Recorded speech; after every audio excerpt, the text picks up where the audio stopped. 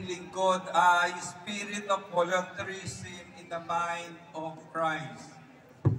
Basahin po natin ang Luke chapter 9, verse 57 to 62. Samantalang naglalakad sila, may taong nagsabi kay Jesus, "Susunod po ako sa inyo kahit saan." Sumagot si Jesus, "May lunggang asong gubat at may pugad ang ibon. Ngunit ang anak ng tao'y wala man lamang matulugan o mapagpahingahan." Sinabi ni Jesus sa isa, "Sumunod ka sa akin." Ngunit sumagot ang tao, "Panginoon, hayaan po muna ninyo akong umuwi upang palibing ang aking ama." Sinabi ni Jesus sa kanya, "Ipaubaya mo na sa mga patay ang paglilibing ng kanilang mga patay.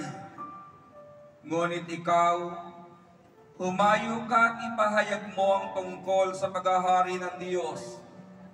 Sinabi naman ng isa, "Susunod po ako sa inyo, Panginoon. Ngunit magpapaalam muna ako sa aking mga kasambahay." Sinabi sa kanya ni Jesus, "Ang sinumang nag-aaral at palaging lumilingon ay hindi karapat-dapat sa paghahari ng Diyos." Mga kapatid sa Panginoon, ang mabuting balita ng ating kaligtasan.